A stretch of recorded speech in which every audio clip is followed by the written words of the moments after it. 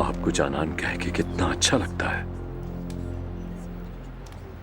ये जगह यकीनन रात में बहुत शानदार होगी। बहुत बहुत शानदार होती है। हम कभी डिनर के लिए भी आ सकते हैं जब आपको मुनासिब लगे। अब से उर्गुप की सबसे खूबसूरत जगह आपके कदमों में है।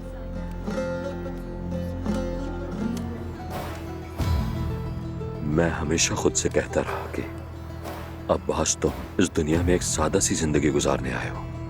न तुम्हें कभी किताबों में पढ़ी जाने वाली मोहब्बत मिलेगी, ना ही तुम दीवानावार लैला मजनू जैसा इश्क करोगे, ना झील जैसी आंखों वाले किसी औरत के ख्याल में जागकर रातें गुजारोगी, और ना ही किसी औरत के हुस्न वकार को बेखुदी के आलम में देखकर तुम्हारा दिल पागलों की तरह धड़कने और पूरा जिस्म किसी पत्ते की तरह थर-थर यूं कांपने लगेगा।